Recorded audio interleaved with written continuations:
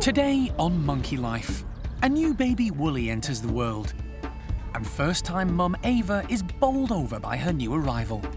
She seems to be really happy with the baby, completely in love with it, and just happy spending some time with her little bundle of joy. Renovation work at the Pavilion is nearing completion, and the Chimps get to try out their new route to the outside. With varying results. Life's become very dull for this group, and it needs a bit of livening up. And sadness at the passing of one of the park's most iconic characters.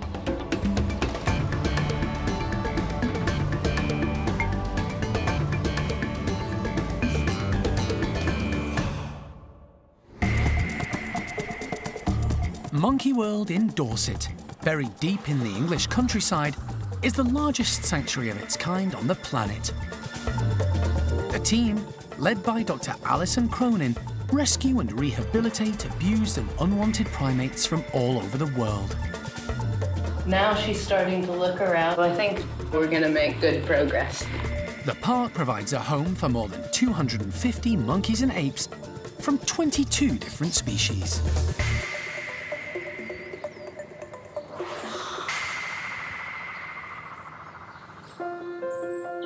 It's been an eventful night at Lavar's group of woolly monkeys.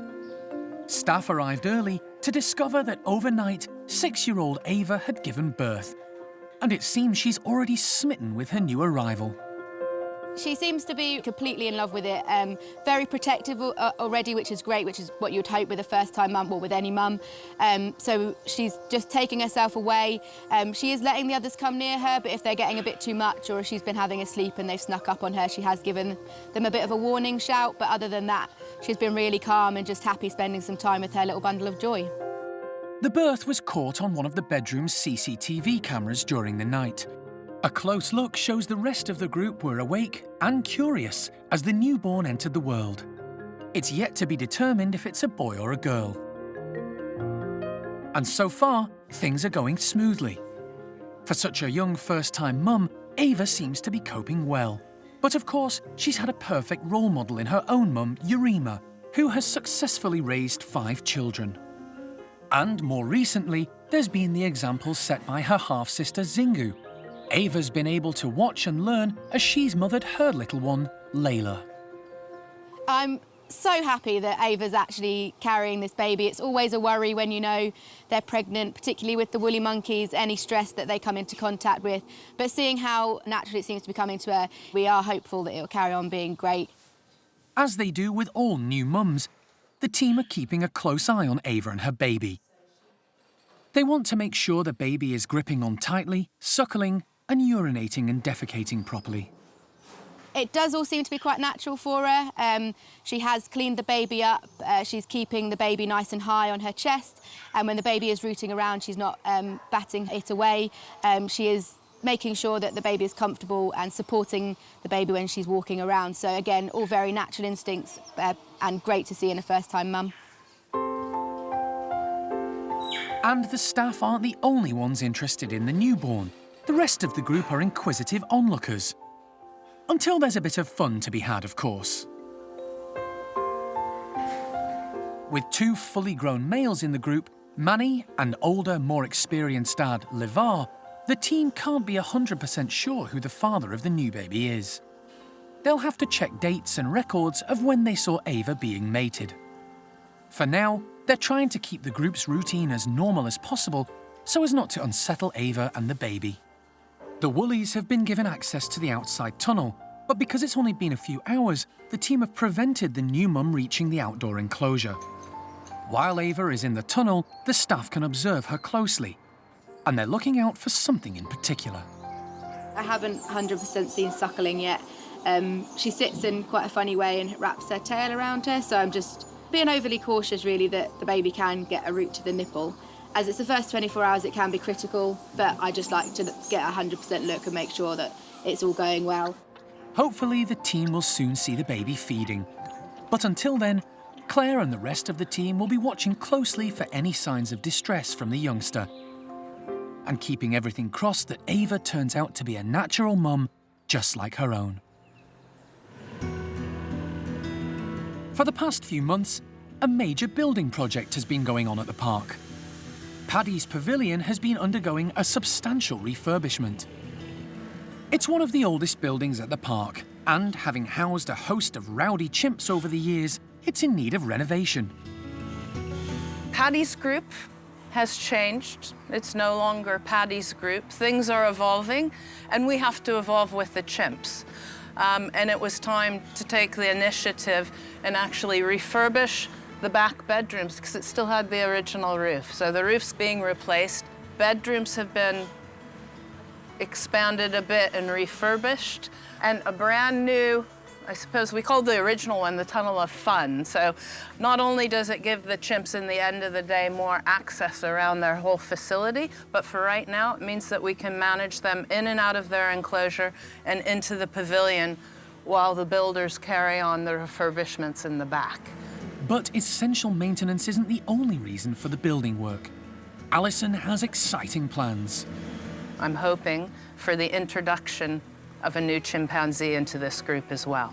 So this is the start of the beginning of our new transition here for what was Paddy's group, a new future for the group and for new individuals that might be joining them. Today, the established group of chimps are going to test drive the tunnel for the very first time. All right, you ready? Yeah. But how they'll react to something new, no one is quite sure.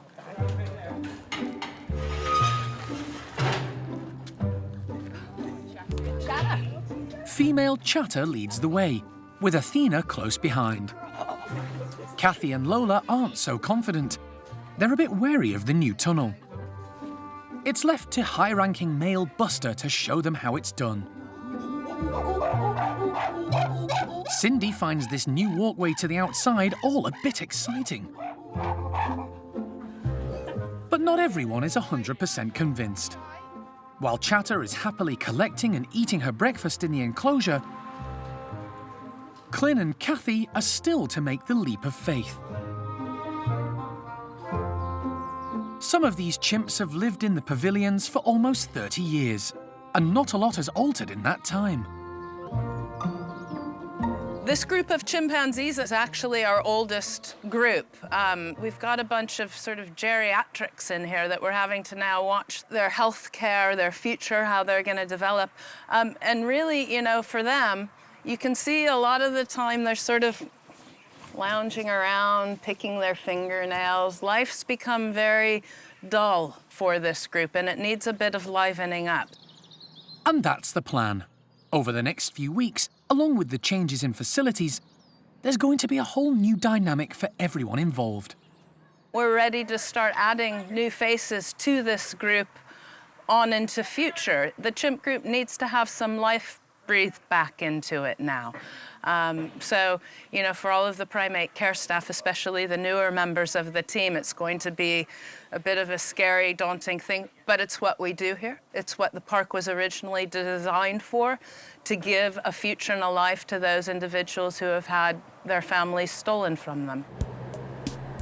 The first new chimp on Alison's radar is an adult female, Topperish. She was stolen from her family in the wild at a very young age and kept illegally as a pet before being abandoned at a zoo just outside Istanbul. She's in desperate need of companionship of her own kind. Alison has agreed to bring her back to Monkey World, where hopefully she'll join Paddy's group. The primate care team aren't underestimating the challenges she'll face. She's going to have to learn a lot of chimp politics to fit in. She's going to need to learn who's in charge and how she needs to react to the dominant females in here. I think she will find it easier with the boys. The boys will probably accept a new female much quicker than the females will, but we'll see a lot of changes within the group when she arrives. Life for the chimps and their carers is about to get very interesting indeed.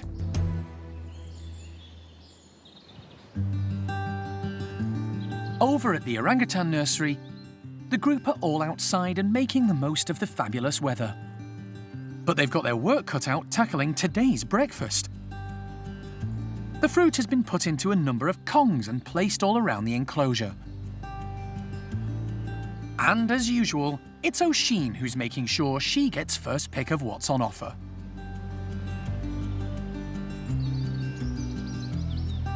Life's very fun in the nursery at the moment. There's a lot of energy going on, and the little kids, Bulu, Mata, Rika, Mimi, all their climbing skills and confidence has come on leaps and bounds over the last few months or so. So there's lots and lots of wrestling going on.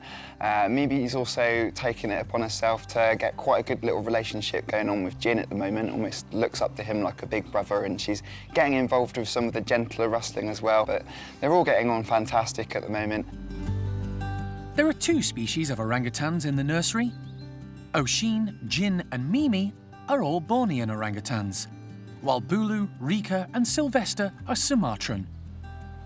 And the most obvious difference is their colour. You can see that the Sumatrans are just generally a lot lighter in coloration with the hair, particularly around the sideburns and the beard area. And as they mature of age, the males have this absolutely striking beard. It almost looks like they've bleached their hair. Whereas the Borneans, they do generally stay a lot darker, but always if you look around that sideburn beard area, you see that lighter hair. That's that telltale sign that you're looking at a Sumatran. The nursery at Monkey World is the official European creche for orphaned orangutan youngsters. It provides them with a home and a family where they can grow up living with others of their own kind.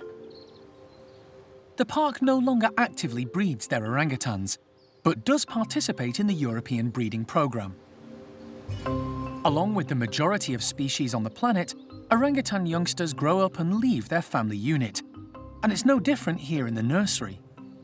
The 2 older boys, Jin and Sylvester, are adolescent teenagers, and Jin in particular is starting to make the transition to adult male. Jin is getting to the age now where he's a little bit big to be in the nursery. All of those hormones are really rushing around in him, and he's getting a lot bigger. You can see that neck muscle really starting to form on him. And adult males in the orangutan world, they just don't mix with other males. It's very difficult to deal with certain situations like that compared to the social groups that you see at Monkey World. And he's getting to that stage that he is going to have to move on. That may be in the very near future. Monkey World has had great success rearing youngsters and then finding them new homes and groups across Europe as part of the breeding programme. Sisters Xiaoning and Dinda are a perfect example. They both moved to Rostock Zoo in Germany and have since given birth to healthy daughters, and they're proving to be fantastic mums. Even though they weren't taught that maternal instinct by their mothers originally, being around the other orangutans in the nursery creche obviously shows that the whole thing behind it is working.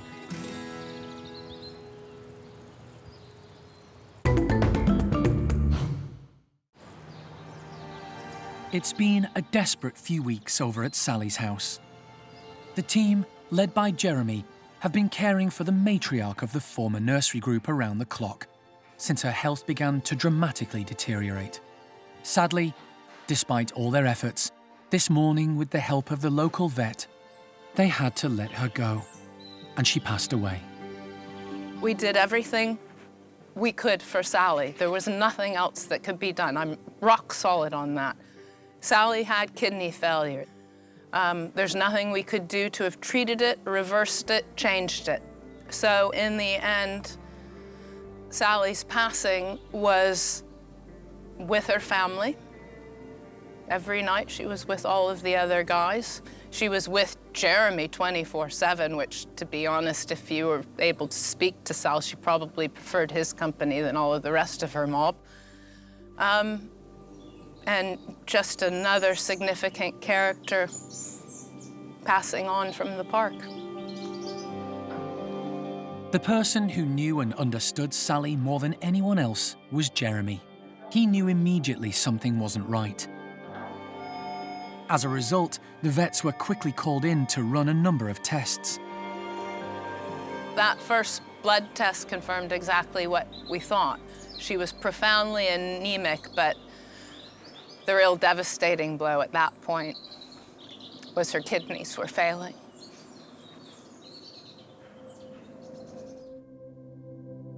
All the team could do was make Sally as comfortable as possible and hope for a miracle they suspected would never come.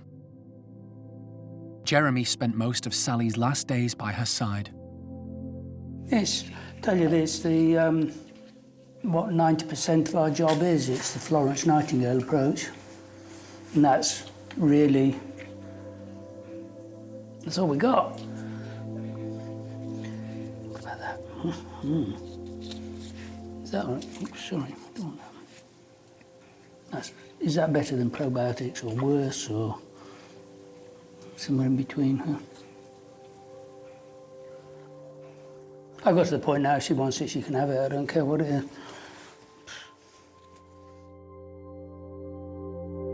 Jeremy spent 25 years getting to know and understand Sally's unique character. She's like a cast of characters, and she doesn't actually deserve some of the images that she's got, because Sally is unashamedly, like me, totally and utterly selfish. Now, being selfish spitefully at your cost, oh no, that's not nice. But looking after number one, there's nothing wrong with that, thank you very much, as a survival and a general life plan. And that's Sally, she does what she wants to do, which makes her potentially not acceptable socially, which is why she does struggle with other people of her own age group. So, she's not got a lot to give. She doesn't meet in the middle.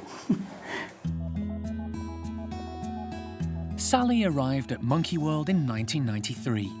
She was thought to be 4 to 5 years old.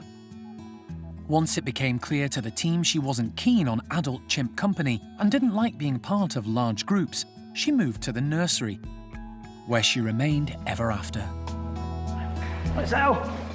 Hey, we've got here. Never mind me, let's say hello to Seamus. See, he said hello to you. Yeah. It was here that she found her forte and became the backbone of the group. Horrible monkey. Oh, I like you, Sally. I always like you. In those early days, a large number of young chimps were rescued from Spanish beaches, where they were used as photographers' props, as well as from the pet trade and laboratories. Almost all ended up in Sally's care at one stage or another.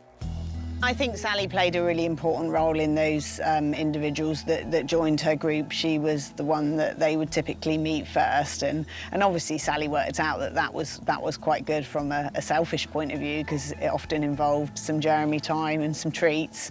But she was a good starting point, and a way that you could introduce those youngsters to a bigger chimp. And introduce them to that concept, and somebody that was around to keep all the little ones in check. So, of course, it wouldn't have worked so well without her. There you go. You couldn't wish for better than that, could you? I mean, she is so special. Sally assumed the role of adoptive mum, teaching the youngsters how to behave like chimps and encouraging them to play and enjoy the outdoors. She became pivotal in helping them overcome their traumatic backgrounds and start a new life with others of their own kind. Sally was instrumental in the care and rehabilitation of so many individuals over the years at the park. At some point, I should sit down and count them all up. It's huge. It's huge how many went through her care, old and young. She accepted them. She took them on and was kind and led the way and showed them all how to become chimpanzees again, and was just a brilliant, caring individual. So Sally's a professional at this. It's what you do, isn't it, Sal? And this is going well. Look at Pip's face. I mean, she can't get over what's this wonderful animal. Look at it. Sally definitely was a very unique character. She kind of had that balance between showing them the affection that they needed. Some individuals she would carry, but also being the disciplinarian as well, which is really important because obviously when they started life in the adult groups, there was some telling off to do, and they'd had an experience of that in kind of a smaller, safer environment. Come on.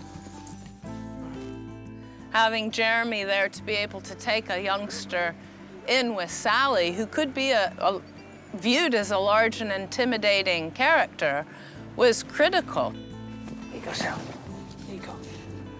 I always say it's, not possible to consider yourself an unofficial chimpanzee or part of their community. I don't view it that way. They know that we're different, that we're outsiders, but if ever there were an unofficial member of that group, it is Jeremy. And they're tag teaming of each other in terms of rehabilitating chimpanzees. I mean, both of them deserve an award for sure. There's no doubt that in her 25 years in residence, she became one of the park's most iconic characters and well-known faces. But even more than that, she represents so much of what Monkey World stands for. Her legacy will live on with the care team and the chimps she helped along the way.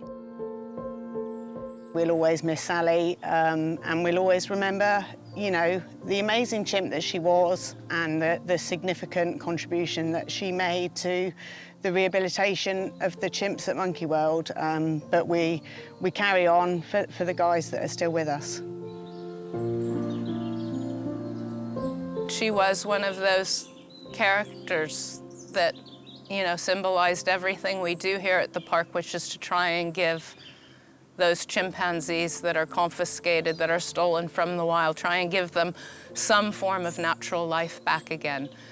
And Sally was a key player in our primate care staff. So yeah, she's gonna be missed by both the chimps and all of the people here at the park. You got your work cut out there, Sal. Bandit at 2 o'clock. You know how you get a song going on in your mind? I've got 25 years living next door to Sally on my mind all the time.